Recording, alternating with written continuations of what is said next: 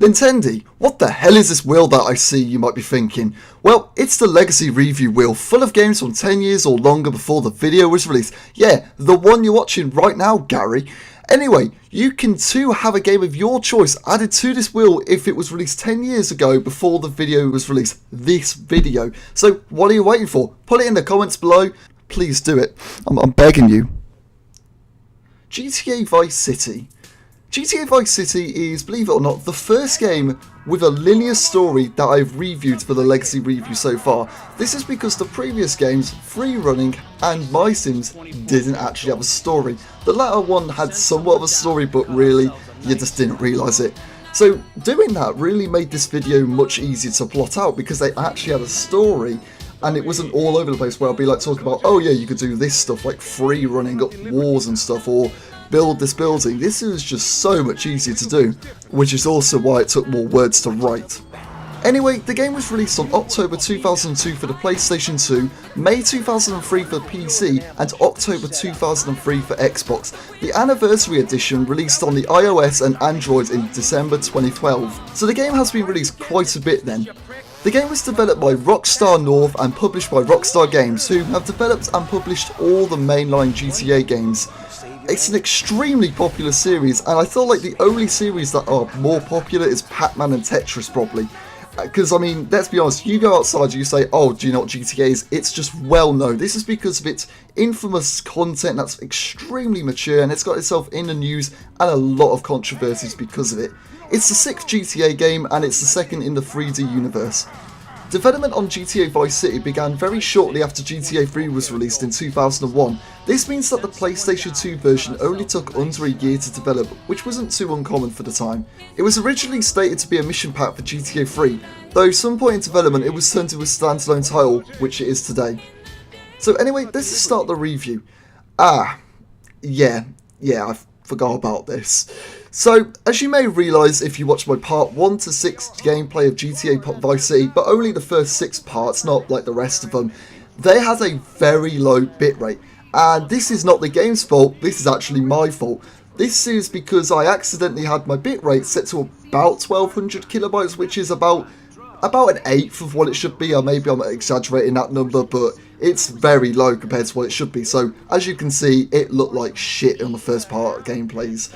Anyway, I'd like to give a thanks to Small Green, who did point out this issue to me, and without him I probably would have fucked up the whole gameplay series for this, because honestly I didn't notice this until the next day, which all first 6 parts of this was published on the same day, so, you know, that was my issue. But anyway, like I say, go subscribe to Small Green, he publishes content, I don't know.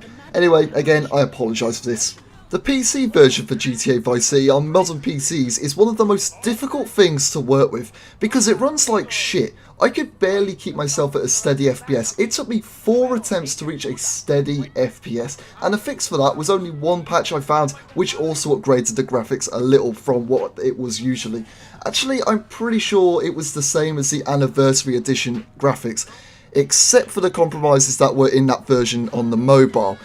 Anyway though, if you're looking to play GTA Vice City on a modern PC, I highly recommend you get a patch for it, because trust me, the FPSs you can get in this game are terrible. Like, uncapped FPSs I had was from 25 FPS to 300, and you'd think, well, that's pretty good FPS. Not when you realise the 275 FPS drop you can have at times, and even when it's capped at 30 FPS, which is the cap rate, which is pretty normal for a game from this year, it will usually drop all over the place from 20 to 30. Actually, at one point I had a 6 FPS on this game, so obviously it's not a very good port for the time. It's not a very well aged port is what I'm trying to say. Not only that, but I also crashed a few times on the PC version, and they weren't nice crashes either. Once I lost a lot of my progression for, I don't know, I lost about an hour of progression in this game, so moral of the story is save your game regularly, kids. But the story, how's that? Well, the short way of putting it is the story is just as brilliant as it was 16 years ago.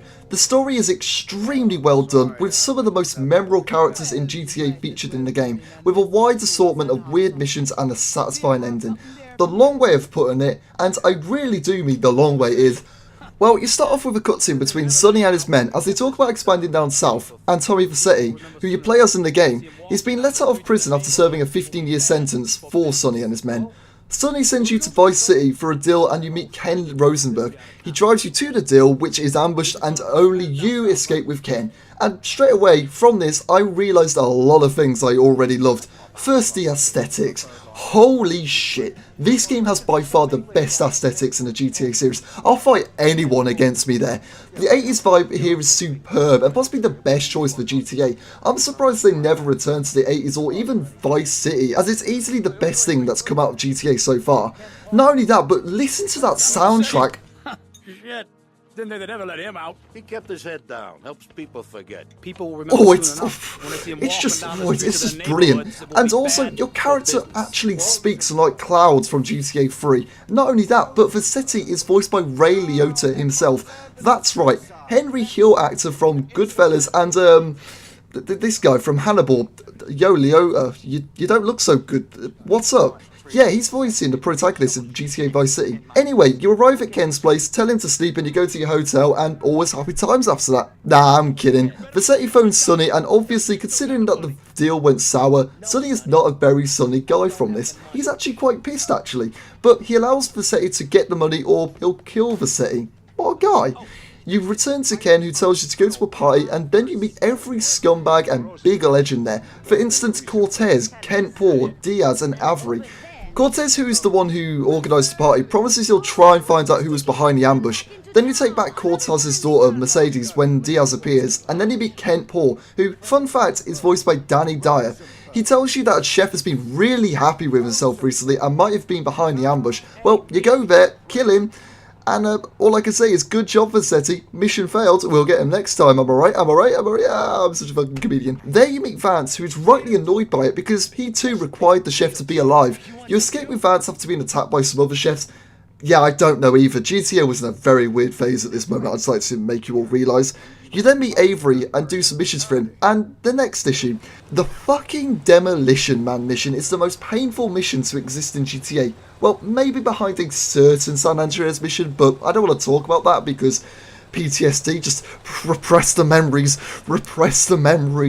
Because my god, on PC, the controls for this RC helicopter is awful. It's got such an early 2000s control scheme because it uses the numpad. I'm sorry, but when the hell did the numpad actually need to be used? Maybe it's just me who despises it, but I find it to be the most pointless part of a keyboard. It's worse when you realise you can use the WASD buttons to move around, but like, why? You're making me move from one end of the keyboard to the other here. Why can't it just be, you know, nicer? Somehow I managed to do this in one try. I too am amazed by this. And when we do submissions for Cortez, we come across Diaz again, who, by the way, is a massive bellend. But that's his character, so what can you do? We then do submissions for Diaz, and we meet Vance again, who we learn that his first name is Lance. Lance Vance. Good name. The game is also aware of it, so don't worry, they make a joke about it immediately. And then we stop doing missions for Diaz sort of out of nowhere. It's sort of a weird issue with all GTA games. Some reason you do submissions for some dudes and then later on you just stop out of nowhere. The reason for Diaz is because I don't know actually. I couldn't think of why this happens. Next time we have any affiliation with Diaz is when Vance is taken by his men, so after that mission we go to kill Diaz. And really, if you were expecting a super boss battle or something, remember it's GTA, not Final Fantasy, so basically it takes 4 or 5 more bullets than other enemies usually would, so not many. And we get this cool ass mansion from doing that, and let me tell you, it is pretty fucking cool. Sure, it's really empty when compared to what it could have been, but it's a nice place to go to, especially after you assert your position in Vice City with the next mission, which you basically go to terrorise some stores at a mall. You then do some missions for the Haitians and the Cubans. Really nothing to note here, except the fact that Umberto Rubina, this guy, yeah, when he's voiced by Danny Trejo, my man. After this, the game sort of falls into a section which I don't know if I like or I hate. Basically, you gotta buy at least 6 assets, one of which must be the printing business, and then you have to do all missions for it. Some are easy, with one example being the pole position club, which you only spend at least $300 and your dignity to complete the mission for. And then there's also the Malibu, which I didn't even bother with, but you got to set up and do a heist mission. But it's not like GTA 5 heist missions, so don't get excited. It actually takes a bit of time and isn't as fun as the rest of the game. This whole process can take a ridiculous number of hours because you have to buy the property properties, which can vary from $10,000 to $120,000. Money like that isn't earned easily, and I just ended up cheating by doing a little glitch on PC, because honestly, this would have taken me forever, and I'm on a time schedule for God's sake. Anyway, your printing company is attacked by Sonny's men, who are now forcibly collecting money from your assets, and you must kill them. You do that, and now we reach the final mission. You go to your mansion and plan a way to have Sonny leave you alone. Ken gets the counterfeit cash for Sonny, who obviously doesn't know it's counterfeit, and you tell Vance to get your men around. And then you give Sonny the counterfeit money, and he goes back up north, and everyone lives happily ever after. What the fuck? Vance? What the fuck? Yeah, Vance betrays you because it turns out he told Sonny the money was a counterfeit, and then Sonny and Vance and his men attack you, and then basically if you have the minigun, you just mow them down like they're nothing, because let me tell you, this made the ending battle really easy. Vassetti and Ken live and make this very obvious Casablanca reference. I only point this out because boy, I need those references to prove I listened to my film lessons. Yeah, so, I mean, it doesn't really sound like a massively lengthy story from the way I've summed it up there, but this took me about 14 to 16 hours to finish the story alone, so yeah, for a game released back in 2002, it's got quite a lengthy story. Not only that, but there's quite a lot of side activities to this as well, such as the assassination missions, the extra asset missions, rampage missions, vigilante missions, taxicab missions, and that's just to name a few. Honestly, if you intend to 100% this game, I'll say it'd take you about over 25 hours, which is a very long time for a game this old. I can't really think of many other games that even come close to this from 2002. These side missions aren't really anything special though. Vigilante missions and ambulance missions are really just summed up as go here, do something, but really they're very fun distractions for a while. The assassination missions are okay, there's about 5 of them and they're alright, I'll say that. And the rampage missions are just killing sprees that are pulled off well enough. But I slightly touched on the topic earlier, GTA Vice City isn't really all great because of its missions. Whilst they are superb, especially in the story, the one thing that surpasses it is the aesthetics and the sound in this game. This game has the best aesthetics in GTA. The 80s vibe is perfect. All these callbacks to 80s culture is superb. And one of the very obvious references is the 1980 film Scarface. The Vassetti mansion is literally a homage to the mansion in Scarface.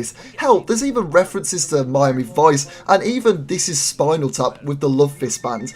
The use of neon lighting and even a pinkish vibe adds all to this vibe, and I love it, especially how it contrasts to the story in this game, the world of crime that's in this game. It's just brilliant and really what sets it apart from the other GTA games, well, maybe excluding GTA Vice City stories for obvious reasons. And the sound in this game, phew-wee, it's something. Now, I'm not talking audio quality, because obviously that won't age brilliant most of the time, but whilst it's actually pretty decent even still. But I mean, the voice acting for this game is superb. Something about some legal problem on the phone. Congressman Alex Shrub has jumped on the pre-election bandwagon. He's going after the Puritan vote. Rumors are he's going to support measures to restrict, shall we say, the war. Got that. Was that part of the, was she talking to? Hey, I can never tell, anyway. It's obviously helped by a superb script, and the deliveries are never bad. We don't really get that one bad actor here, which is amazing with all these different roles. And hell, the radio talks in this game are possibly the best in the series. I won't spoil anything, but everything said on BCPR and K-Chat are just fucking brilliant. But on the radio stations with music, well, you're sort of spoiled for choice there because there are so many brilliant hits in this game. For instance, there's Billie Jean by Michael Jackson, Africa by Toto, and I Ran by a Flock of Seagulls. There's about 9 hours of music in this game, and it's just consistently great thanks to the superb selection by Rockstar. It's personally got the best music selection in GTA, which is saying a lot. The graphics in this game haven't aged badly. Honestly, it's pretty decent. It obviously looks like a game from the early 2000s, but a great one. I won't say too much because I'm sort of cheating in the fact that I did use a patch which upgraded the graphics a little bit, but mostly it made the stuff sharper and that was it. The controls in this game are a bit 50-50, or at least on PC. The on-foot controls are mostly okay, except for some reason sprinting is bound to right shift but not left shift, so obviously that was something I had to rebind because that is awkward to have it on the right shift but not left shift. And the aiming down sights is ridiculous. The sensitivity is all over the place, and no, that's not because I have a high sensitivity, it's just really difficult to control and aim at somewhere. The driving is fine actually, nothing too out of the ordinary for it. The negative though is for all of the helicopter and plane controls. They suck. Like I say for the Admission Demolition Man, it's made 10 times harder to buy the terrible helicopter controls, but there's also Bombs Away, which you have to use an airplane for. And let me tell you, it's just as bad. I still have no idea how to even get it in the air, let alone how I got it done in one go. But somehow I managed, and I'm not even going to question it. Basically, it's just the fact that it relies so much on the numpads, which nowadays are never used. Honestly though, I think the final point that I need to make is that if you're going to be buying it, I'd highly recommend you buy it on the console, because the controls are a big hassle on PC, and it's also really difficult to run steadily unless you have some patches downloaded. Also, the Steam version also removed music, which unless you had it before, I think about 2013, you don't get, which luckily I did.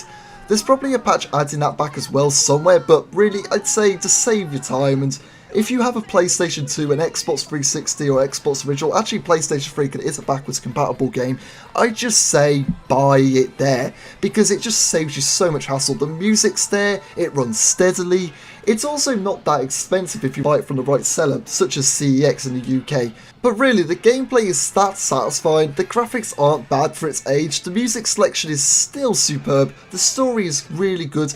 Honestly, if you put all the issues aside, I'd really say you should buy it. It's not too expensive, as I said, and you'd have a whale of a time of playing it. I'd say GTA Vice City is worth a 9 out of 10 on the consoles and a 7 out of 10 on PC. If you do have a console version, I'd highly recommend you get it. If you do have a PC version, that's not me saying you don't need to buy it or you shouldn't buy it. It's just, it's a massive issue being the fact that it's not a very stable PC version. Anyway, that's all for today's video. Don't forget to like and subscribe if you enjoyed the video. I try and make these Legacy reviews as quick as possible. And don't forget to comment what game you'd like to see added to the wheel. Remember that it must be at least 10 years old by today's release. And talking about the wheel, let's go and see what we got coming up for the next Legacy review.